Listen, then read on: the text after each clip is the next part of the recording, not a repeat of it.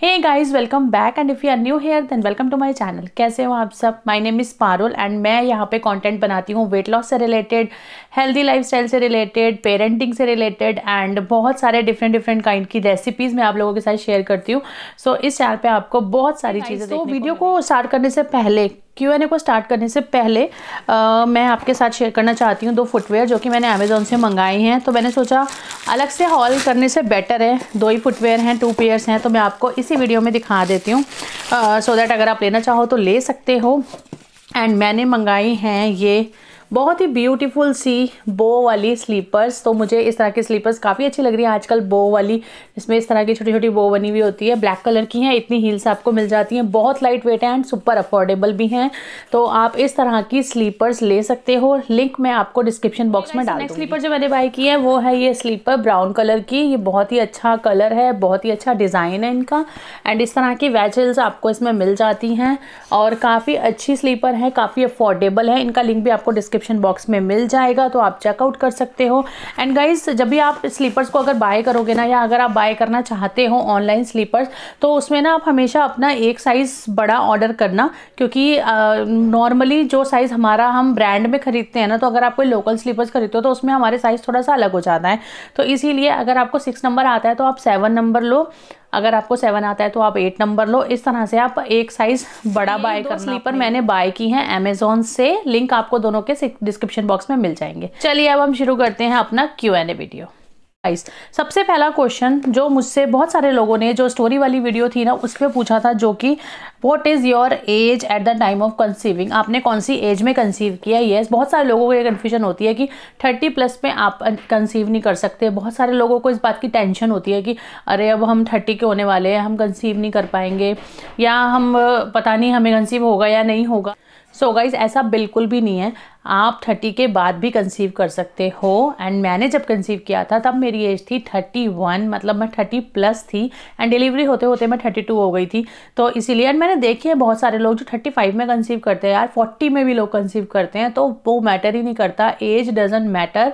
आप 30 में भी कर सकते हो, 35 में भी कर सकते हो, 40 में भी मैंने लोगों को देखा है, तो 40 में भी कर सकते हो। इस बात की टेंशन बिल्कुल भी मत लो।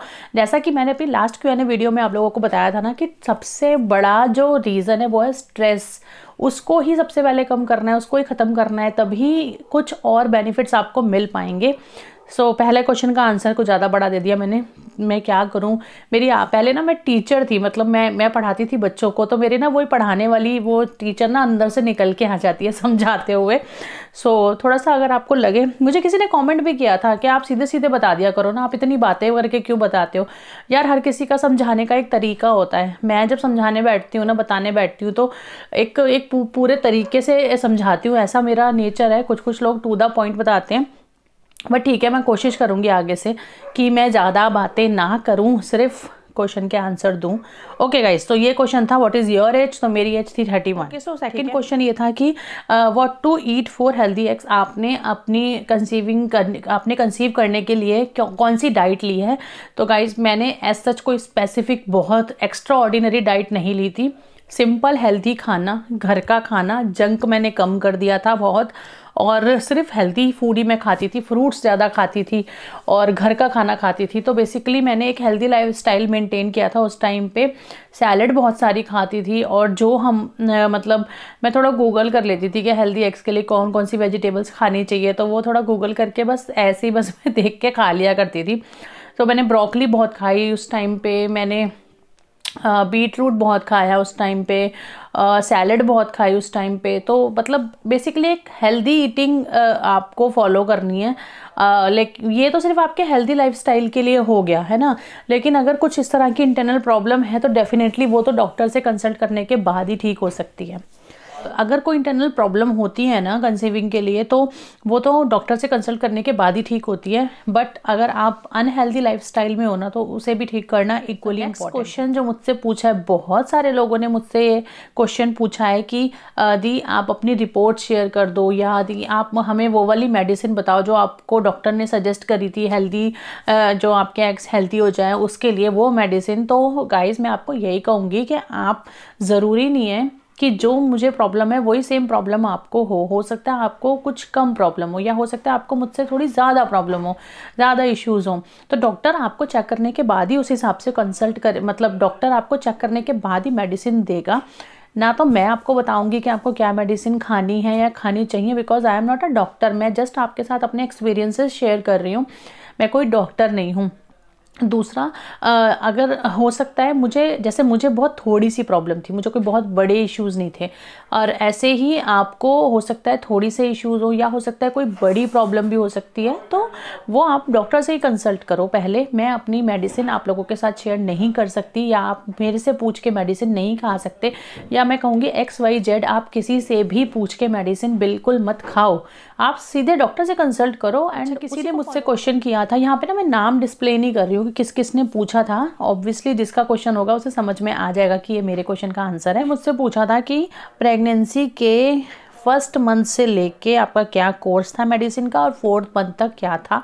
तो गाइस मैं आपको बता दूं, मैंने पहले 3 मंथ ट्रीटमेंट लिया था कंसीव करने के लिए, जिसमें मैंने 3rd मंथ में कंसीव किया था, और पूरे 3 मंथ में जो मेरा ट्रीटमेंट चला था वो सिर्फ जो मेरे हार्मोन इम्बैलेंस रहते थे उसके लिए डॉक्टर ने मुझे मेडिसिन दी थी। एंड मुझे उन्होंने कुछ हार्मोन्स के इंजेक्शंस भी दिए थे, जो कि मुझे वीकली लगते थे, वीक में 1 इंजेक्शन लगता था, महीने के 4 इंजेक्शन लगते थे, जो कि मुझे कंटिन्यूली 3 मंथ तक लगे थे।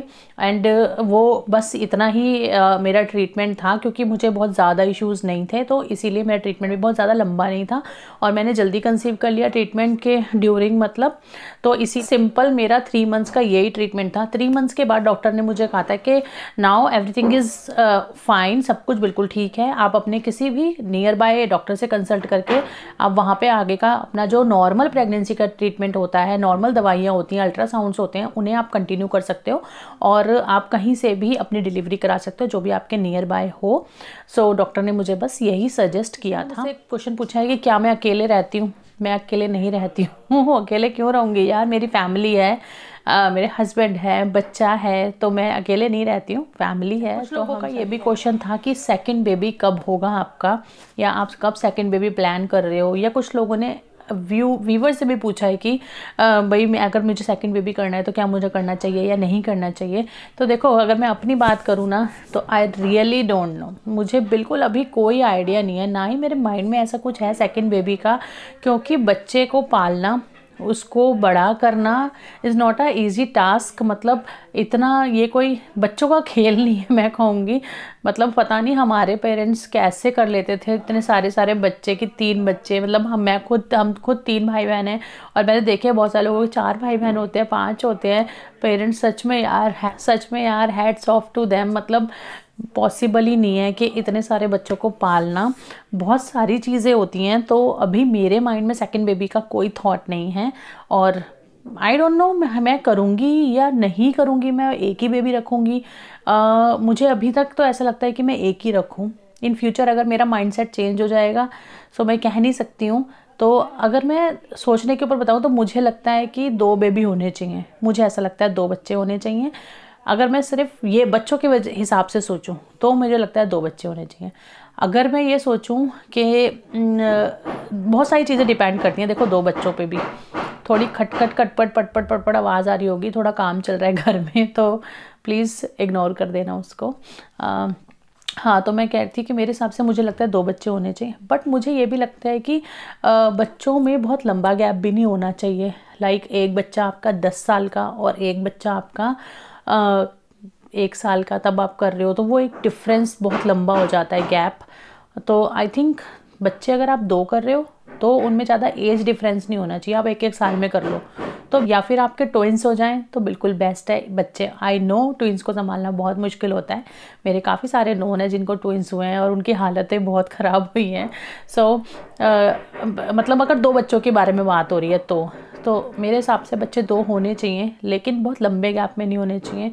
अगर आपने गैप ले लिया है ना एक बच्चे में, जैसे लाइक ऋत्विक अभी 6 का हो जाएगा, फिर अगर मैं और 1 साल बाद सोचूं तो वो 7 का हो जाएगा, फिर अगर मैं प्लान करूं तो 7 ईयर्स का गैप बहुत बड़ा गैप हो जाता है। तो मुझे ऐसा लगता है, क्योंकि हम क्या सोचते हैं, एक बच्चे को ना कंपनी मिलेगी, पहले वाले बच्चे को कंपनी मिलेगी, उसे कंपनी तभी मिलेगी ना जब उसके बराबर का बच्चा होगा या उससे 1-2 साल छोटा होगा। जब बहुत ज़्यादा गैप हो जाता है तो कंपनी नहीं मिल पाती एक दूसरे से, बहुत ज़्यादा डिफरेंस हो जाता है फिर तो। और अगर हो गया उसके बाद तो फिर आप कुछ नहीं कर सकते। तो देखो ये चीज़ ना बहुत ज़्यादा पर्सनल है, बहुत सारी और भी फैक्टर्स हैं इसके पीछे के। लाइक देखो फाइनेंशियली आपको बहुत स्ट्रांग होना ज़रूरी है, मुझे ऐसा लगता है। मेरा थॉट यही है कि अगर आपको 2 बच्चे भी करने हैं ना तो आप फाइनेंशियली बहुत स्ट्रांग होने चाहिए। एजुकेशन इतनी महंगी है, बच्चों की सारी ख्वाहिशें पूरी करने के लिए, उनकी एजुकेशन पूरी करने के लिए, उनको कुछ बनाने के लिए काफ़ी ज़्यादा फाइनेंशियल एक्सपेंस होते हैं।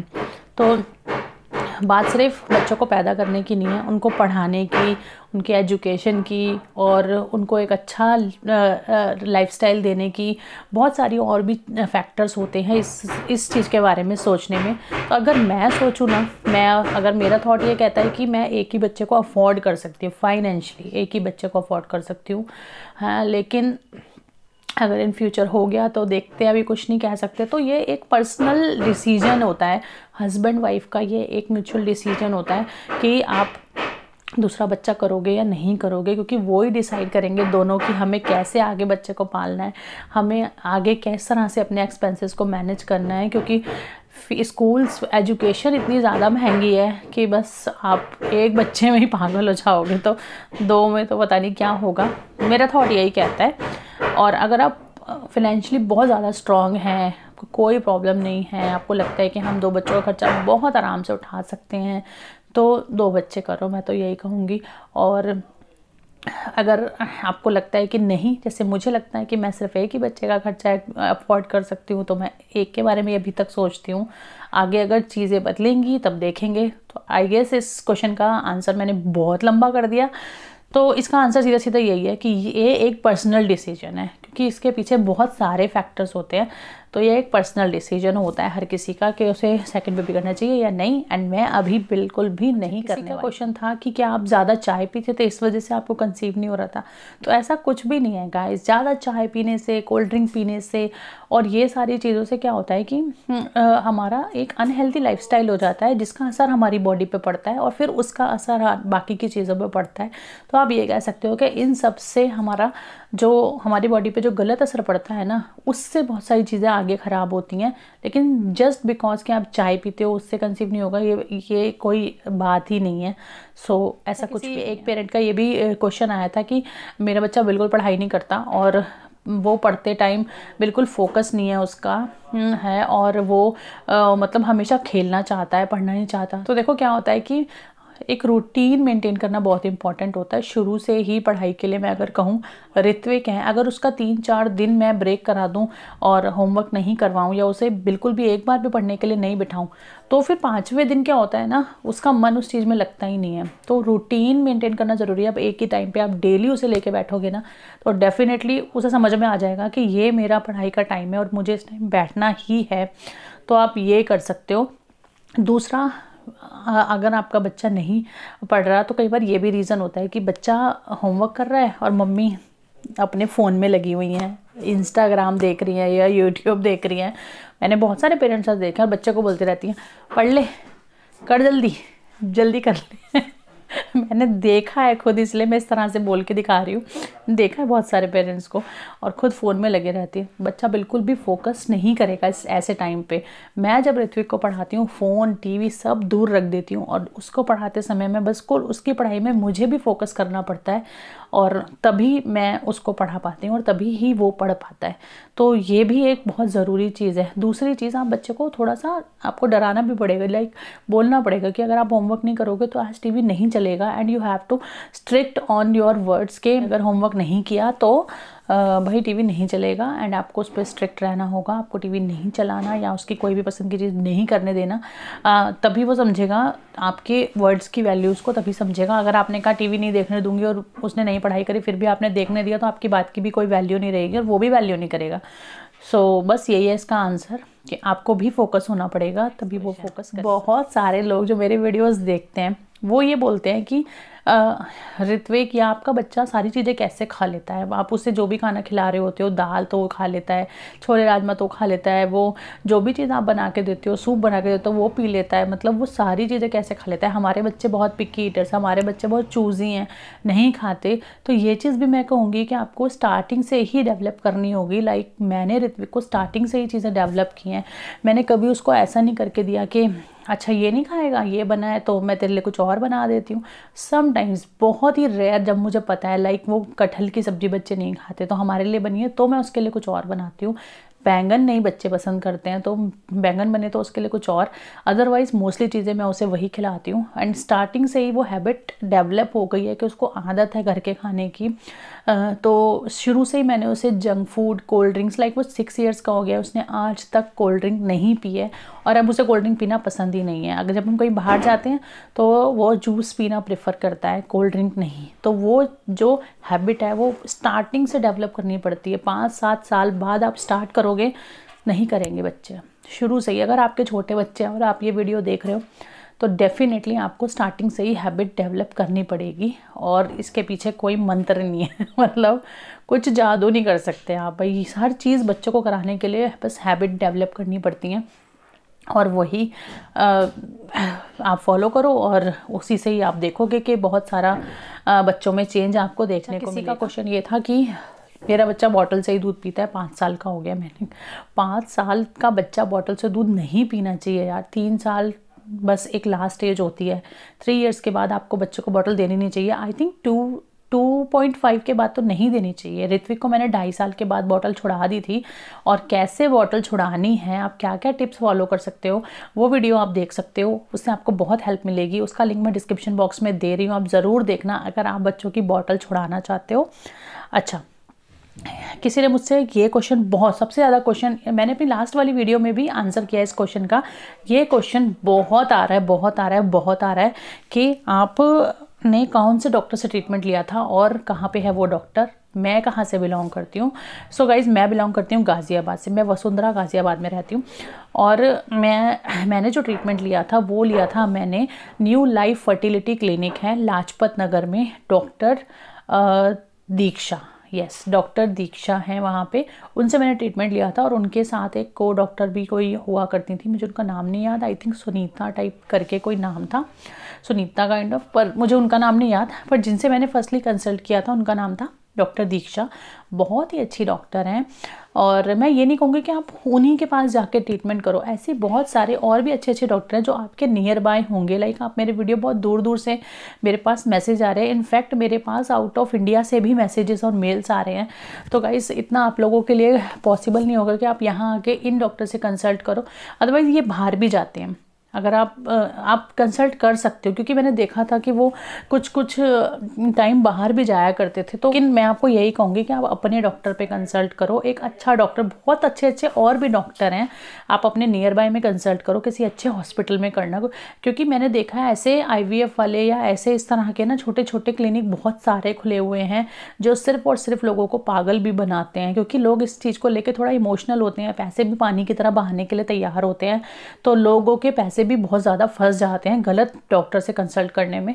तो अच्छे बड़े हॉस्पिटल के अच्छे किसी रेप्यूटेड डॉक्टर को आप दिखाओ, उससे आपको ज़रूर बेनिफिट मिलेगा। और अपने डॉक्टर को ट्रस्ट ज़रूर करो। एटलीस्ट अगर आपको 6 महीने तक कंसीव नहीं हो रहा तो कोई बात नहीं, आप कंटिन्यू रखो अपना ट्रीटमेंट, ज़रूर आपको। वैसे ना मेरी जितनी भी स्टोरी से Q&A से रिलेटेड वीडियोस होंगी ना, इन सब का मैं प्लेलिस्ट में एक क्रिएट कर दूंगी, तो आप प्लेलिस्ट के थ्रू मेरे बाकी सब आगे पीछे के वीडियोस देख सकते हो। क्योंकि मैं कुछ चीज़ें बता चुकी होती हूँ, फिर भी मेरे पास सेम क्वेश्चंस आ रहे होते हैं, तो आपकी सारी क्वेरी रिजॉल्व हो जाएंगी उन वीडियोज़ को देख के।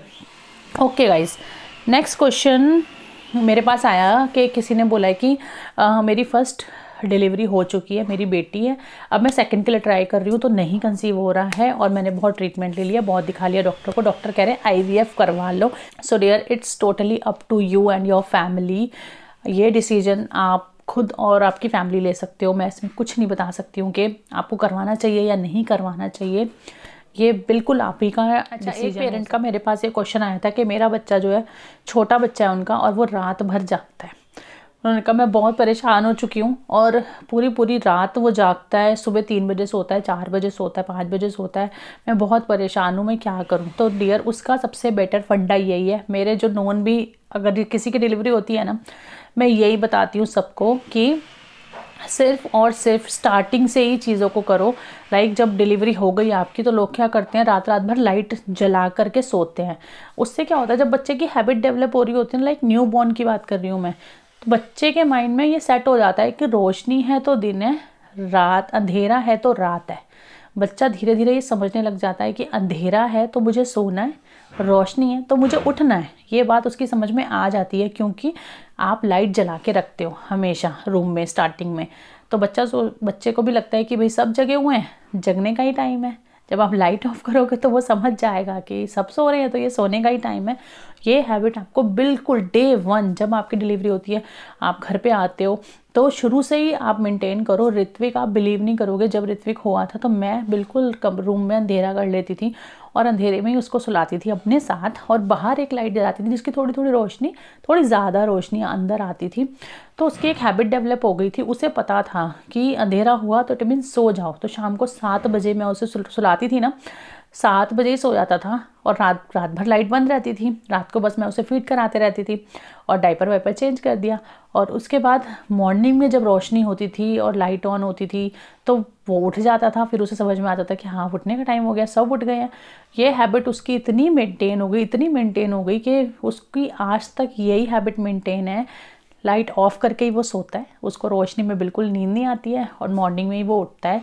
और उसने मुझे कभी भी एक रात भी नहीं जगाया। मतलब अपनी डिलीवरी से लेके, मतलब जब मेरी डिलीवरी हुई, ऋत्विक आया, तब से लेके आज तक एक रात भी मैं नहीं जगी हूँ, आराम से सोई हूँ।